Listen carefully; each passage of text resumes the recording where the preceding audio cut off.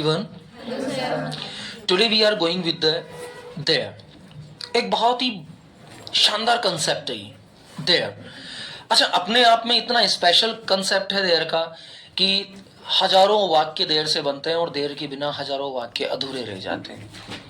There का सामान्य सा मतलब होता है वहां। देयर का मतलब क्या होता है? वहां। अब देयर से बनने वाले सेंटेंसेस को हम लेंगे। अगर टाइम बचेगा तो आज टेस्ट होगा, टाइम नहीं बचेगा तो कल टेस्ट हो जाएगा। ऐसी कोई अपने पास हार्ड एंड फास्ट कंडीशन नहीं कि हमें आज ही टेस्ट देना है, समझना जरूरी है। अब देखो, देयर का कंसेप्ट स्टार्ट होता है जब से छोटे बच्चों की कहानियां आने लगती हैं। और आपने देखा होगा कि जितनी भी कहानियां आती है वो कहानियां शुरू होती है वंस देयर वाज, यहीं से स्टार्ट होती है। तो जो देयर का कंसेप्ट है वो बहुत ही इजी गोइंग कंसेप्ट है, लेकिन इस देयर के कंसेप्ट के पीछे बहुत बड़ी बातें हैं जिन बातों को हमारे द्वारा समझना बहुत ज्यादा जरूरी हो जाता है।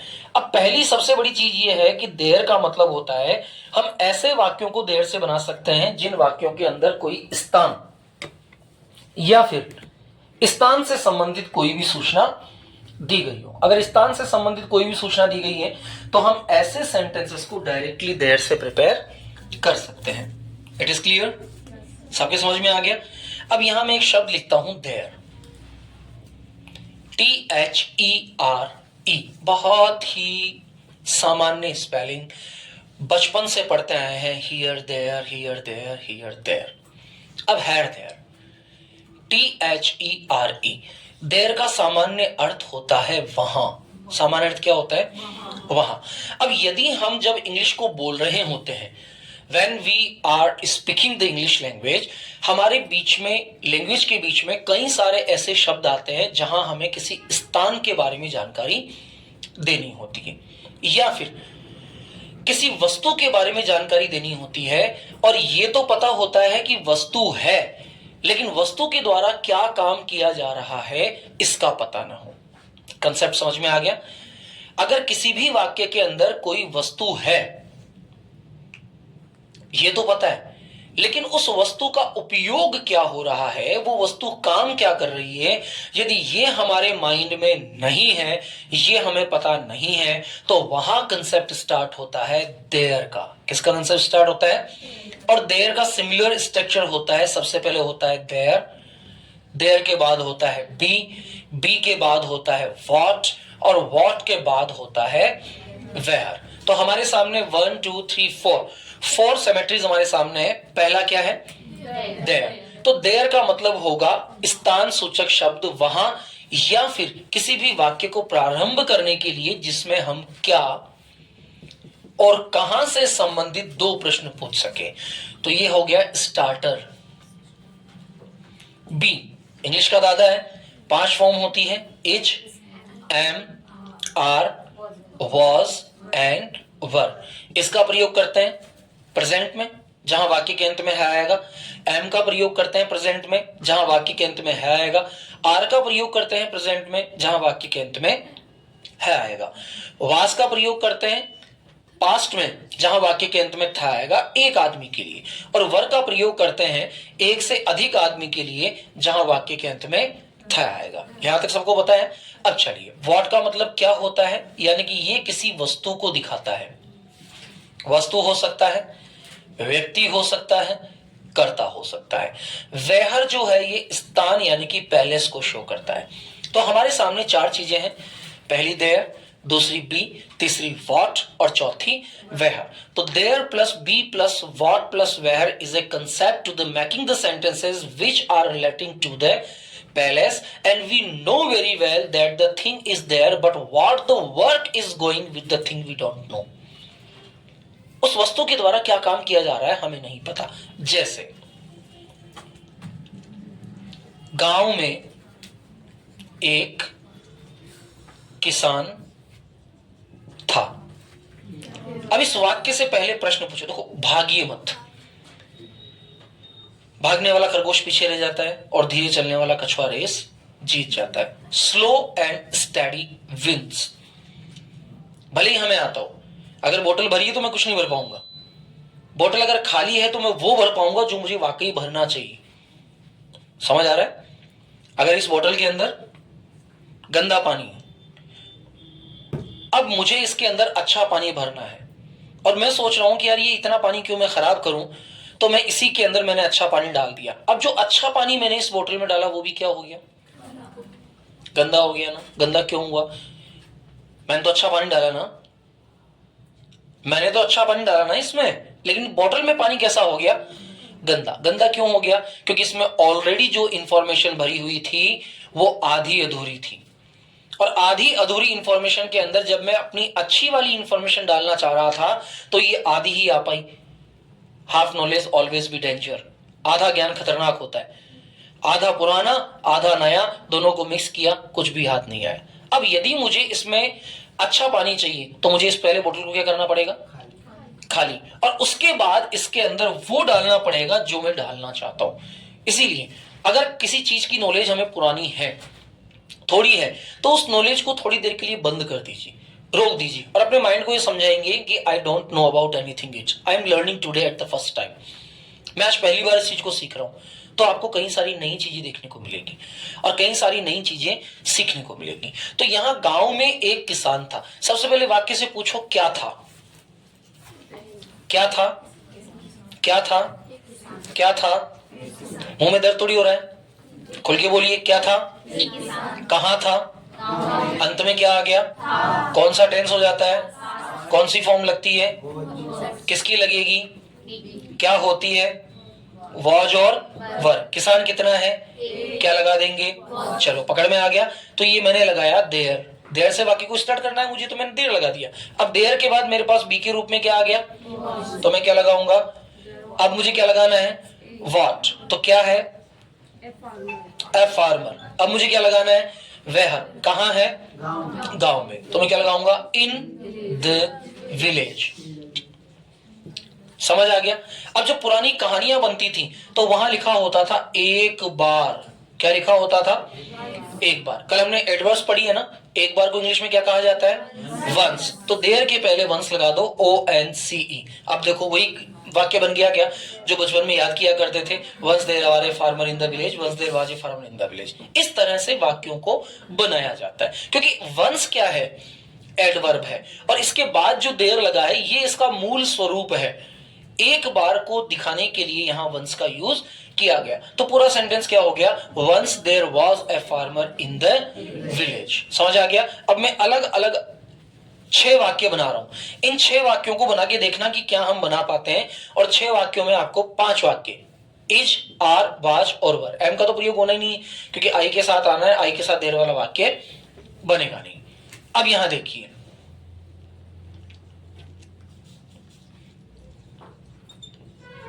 कमरे में 2 खिड़कियां है,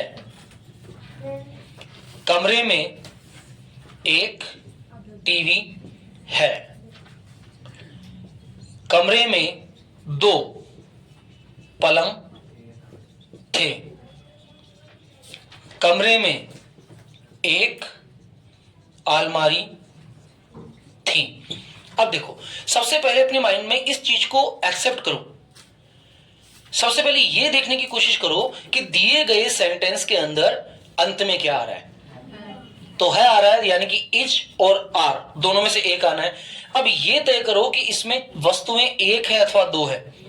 तो 2 है तो क्या आ जाएगा, 1 है तो क्या आ जाएगा, इस। अब यहां 2 है लेकिन यहां क्या है, थ, तो यहां क्या आ जाएगा, वर। और यहां 1 है और थ है तो यहां क्या आ जाएगा, वॉज। समझ आ गया सबके। अब इस कंडीशन में हमें इसको आगे डेवलप करना है। तो कमरे में 2 खिड़कियां हैं। सबसे पहले माइंड में प्रश्न पूछो, क्या है, कहां है, अंत में क्या आ गया, है किसकी फॉर्म है, बी की कौन सी फॉर्म है, फर्स्ट। तो फर्स्ट फॉर्म के अकॉर्डिंग खिड़कियां कितनी है, 2, तो क्या आ जाएगा, आर। तो सबसे पहले क्या लिखूंगा मैं, देयर आर, क्या है, 2 विंडोज, कहां है, इन द रूम। समझ आ गया सबके। कमरे में एक टीवी है, क्या है, कहां है, अंत में क्या आ गया, कौन सा टेंस हो गया, प्रेजेंट। कौन सा टेंस हो गया, प्रेजेंट टेंस में कौन सी फॉर्म लगती है, फर्स्ट फॉर्म किसकी लगेगी, बी की फर्स्ट फॉर्म क्या होती है, टीवी कितना है, तो क्या लगा दिया हमने, सबसे पहले बोलो देयर, इसके बाद क्या आएगा, इज, इसके बाद क्या है, टीवी कहाँ है, इन द रूम। बोलो समझ में आया कि नहीं आया। चलो, कमरे में 2 पलंग थे, क्या थे, क्या थे, कितने थे, अंत में क्या आ गया, था कौन सा टेंस हो गया, पास्ट कौन सी फॉर्म हो गई, किसकी हो गई, क्या आएगी, वाजिया। पलंग कितने हैं, क्या लगाएंगे, बोलो क्या बनेगा सबसे पहले, there were 2 beds in the room. अच्छा, कमरे में एक अलमारी थी, क्या थी, क्या थी, एक अलमारी, कहाँ थी, अंत में क्या आ गया, कौन सा टेंस हो गया, कौन सी फॉर्म आएगी, किसकी आएगी, क्या होती है, अलमारी कितनी है, क्या आ जाएगा, बनाओ आगे, there was an almirah in the room. समझ आया कि नहीं आया।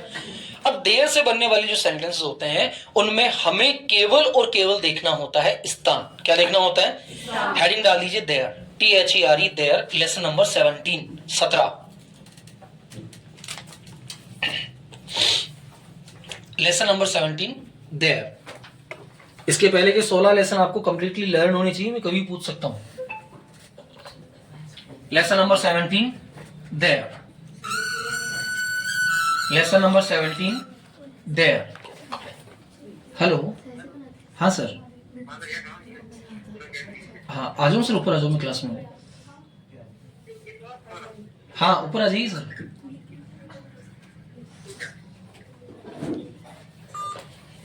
लिखिए, this topic is pretty easy. कल ही पढ़ाया ना हमने adverb. This topic is pretty easy.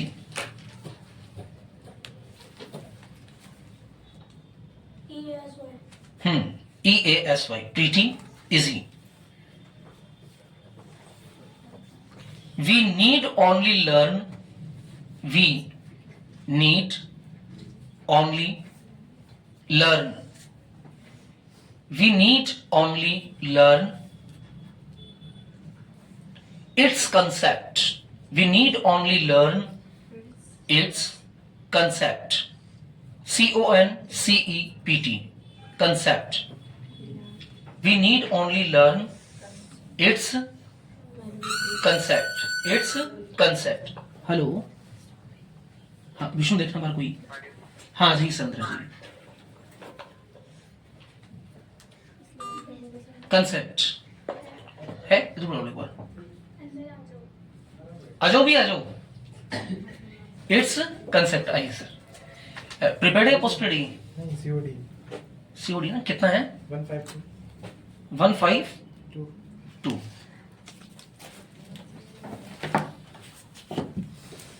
Have done, write the next. We use only in simple sentences. 152. Thank you. We use in only simple sentences. We use it in only simple sentences. We use it in only simple sentences in 4 types. In 4 types. अब इनके 4 types कौन कौन से होते हैं ये बताएगी miss Pintu. What are the 4 types of the sentence? बिल्कुल सही, जो मुंह पे आ रहा है बिल्कुल सही है। पहला प्रकार, एक वाक्य के 4 प्रकार होते हैं। कोई भी वाक्य है, सामान्य वाक्य कोई भी हो, उसके 4 प्रकार होते हैं और चारों ही कंसेप्ट में इसका यूज होता है। पहला प्रकार कौन सा होता है? What is the first type?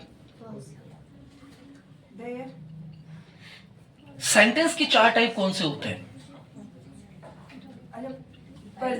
No no no no no.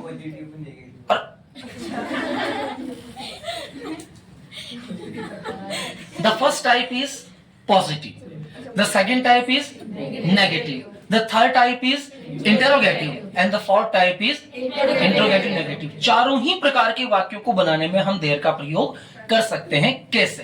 पहला वाक्य क्या है? कमरे में दो खिड़कियां हैं। ये कौन सा कंसेप्ट है? पॉजिटिव कंसेप्ट है, ये पॉजिटिव टाइप है ना।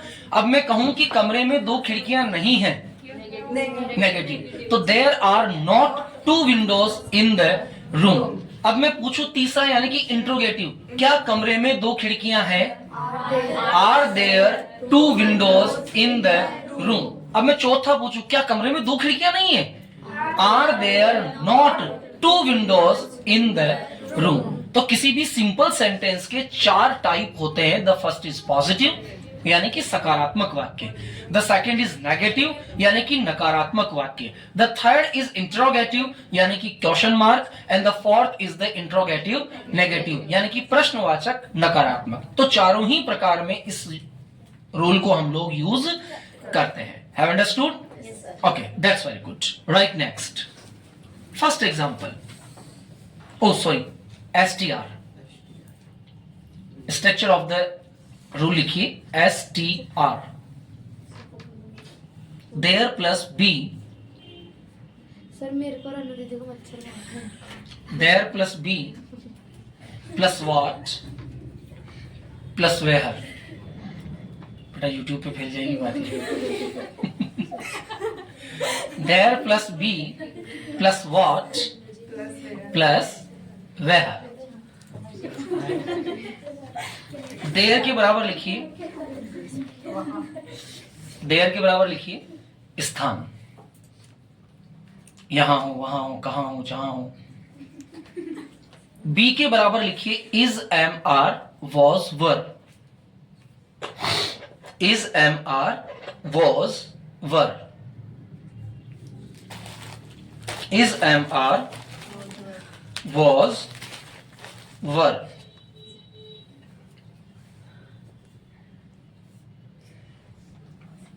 वॉट के बराबर लिखिए कर्ता व्यक्ति अथवा वस्तु।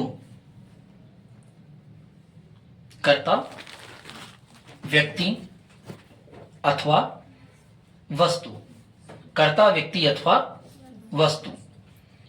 और वेहर के सामने हमें क्या लिखना है? पैलेस यानी कि स्थान। समझ आ गया सबके?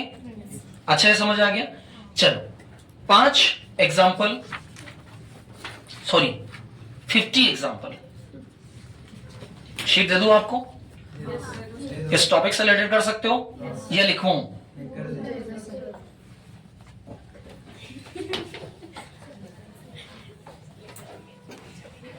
Count count count count fast.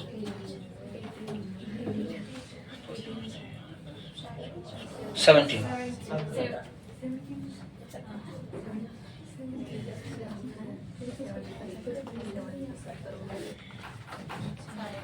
ध्यान दीजिएगा, each sentence you read carefully.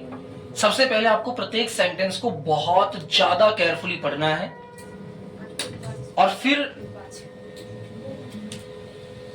उस सेंटेंस को प्रिपेयर करने की कोशिश करनी है हार्ड एंड फास्ट।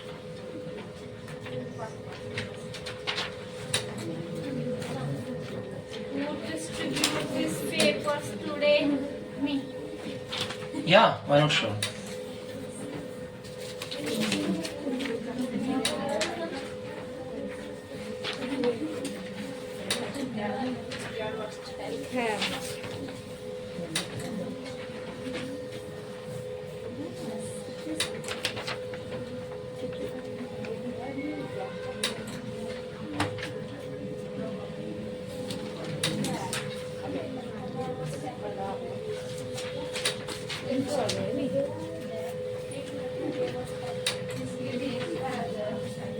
ध्यान दीजिए, आपको इसमें डिफरेंटिव टाइप ऑफ क्वेश्चंस दिखाई देंगे।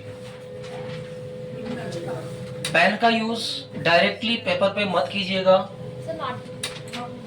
हाँ, सारे आंसर्स आपको अपनी कॉपी में प्रिपेयर करने हैं। उसके बाद मैं चेक कंप्लीट करवाऊंगा, इसके पीछे करना है फिर राइट आंसर्स, क्योंकि ये मार्किंग होती है कि जब आपका एनुअल कंप्लीट होगा तब इसमें मार्किंग होगी। टेस्ट पेपर सभी के पास आ चुके हैं? That's very good.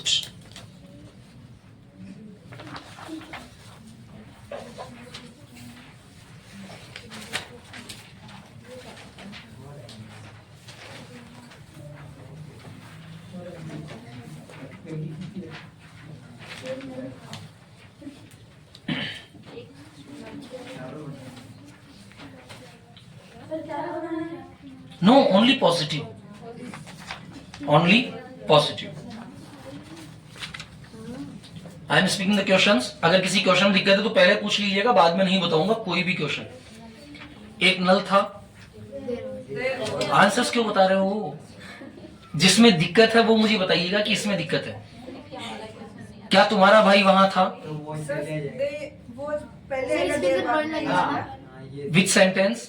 सेकंड. क्या तुम्हारा भाई वहां था? वर्ड लगेगा. ये इंट्रोगेटिव सेंटेंस हो गया ना? हाँ सर. वर्ड दे रही हो. कोई है क्या? इंट्रोगेटिव हो गया.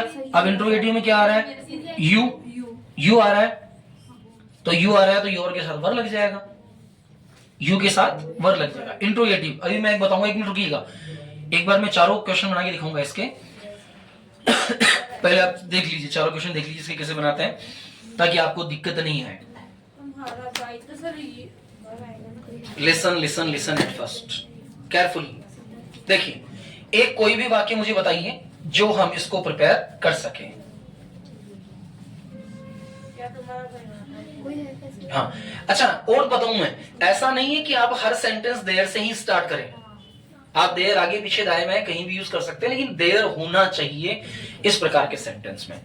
मैं यहां से एक वाक्य ले लेता हूं. सर थर्ड वाला. थर्ड वाला तो ऑटोमेटिकली कोई है क्या? कोई है. Is anyone there. ये तो वैसे भी बहुत नॉर्मल कैटेगरी का है. क्या तुम्हारे विद्यालय में कोई था. There was any विद्यालय में कोई था. इसका नेगेटिव क्या बन जाएगा? विद्यालय में कोई नहीं था. इसका इंट्रोटिव क्या बन जाएगा? क्या विद्यालय में कोई था. इंट्रोनेगेटिव क्या बन जाएगा? क्या विद्यालय में कोई नहीं था. अब ये चार तरह के सेंटेंसेस अपने सामने हो गए ना बेटा. अब इसमें करना क्या है? अपने को कुछ नहीं करना है. विद्यालय में कोई था. someone was there in the school. आना क्या जरूरी है? there. विद्यालय में कोई नहीं था. no one was there in the school. क्या विद्यालय में कोई था? was someone there in the school. Was no one there in the school. ये तो हो गया एक प्रकार. दूसरा प्रकार जिसके अंदर सिंपल सेंटेंस बनाना होता है, जैसे गांव में एक पुराना मंदिर था. अब इसको ध्यान समझना, आप सुनीता आराम से अच्छे से समझना. गांव में एक पुराना मंदिर था. क्या था? कहां था? सबसे पहले क्या लिखूंगा? देयर. इसके बाद क्या लगाऊंगा? इसके बाद क्या लिखाऊंगा? N old temple. कहां था? अब यदि मुझे इस वाक्य को नेगेटिव बनाना है तो मैं क्या बनाऊंगा?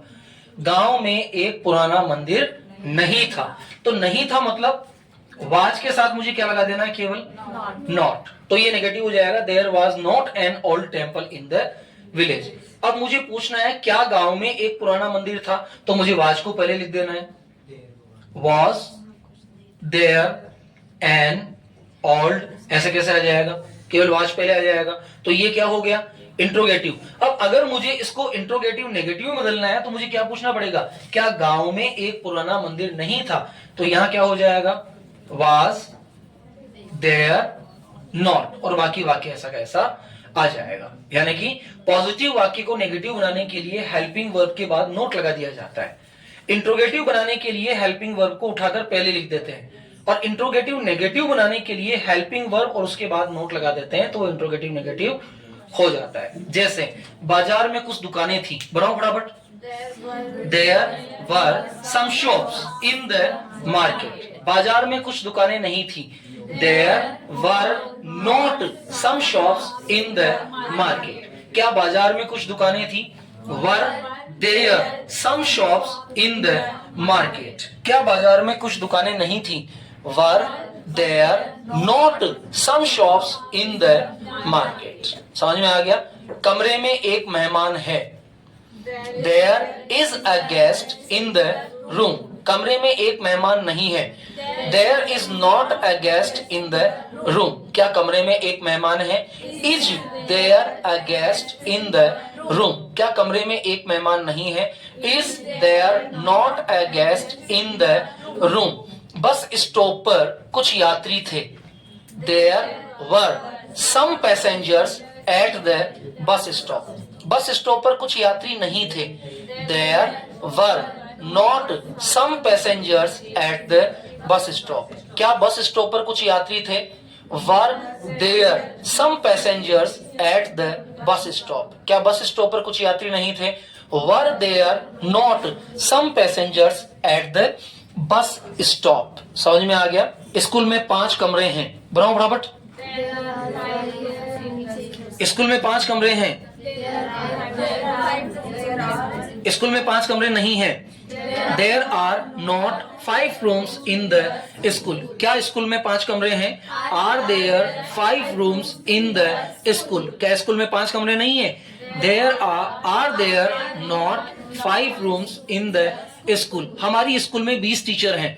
There are 20 teachers in my या our school. हमारी स्कूल में 20 टीचर नहीं है। There are not 20 teachers in our school. क्या हमारी स्कूल में 20 टीचर है? Are there 20 teachers in our school? क्या हमारी स्कूल में 20 टीचर नहीं है? Are there not 20 teachers in my school? मेरे परिवार में 5 लोग हैं। There are 5 members in my family. मेरे परिवार में 5 लोग नहीं हैं। There are not 5 members in my family. क्या मेरे परिवार में 5 लोग हैं? Are there 5 members in my family? क्या मेरे परिवार में 5 लोग नहीं हैं? Are there not 5 members in my family? समझ आ गया आप? चलिए हो जाइए स्टार्ट। सबसे पहला, एक नल था, बनाओ फटाफट। शाबाश, टेस्ट ले लो ना। चलो हो जाओ स्टार्ट।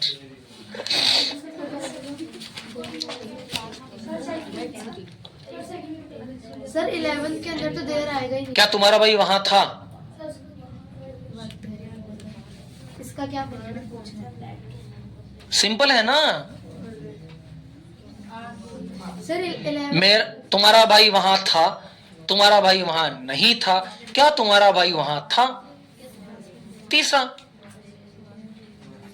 इंट्रोगेटिव हो गया ना, पॉजिटिव नेगेटिव इंट्रोगेटिव, तीसरा भाग।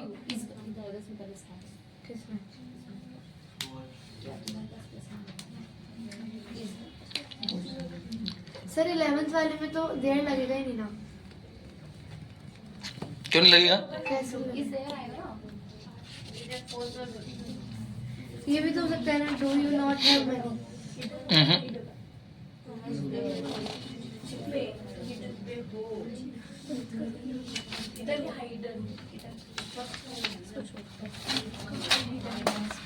Sentence number 11।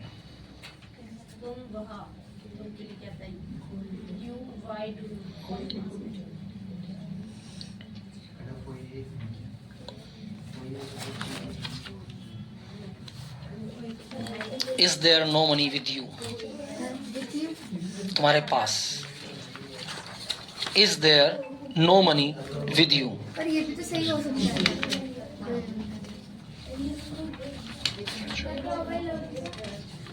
Is there no money with you?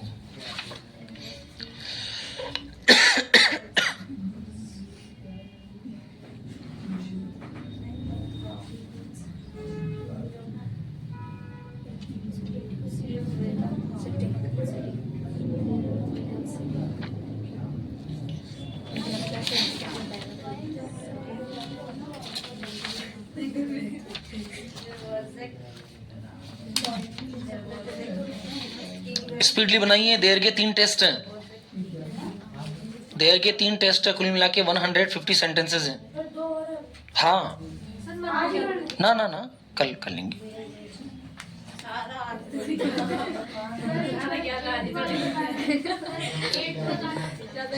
Sentence number 8, a king went there.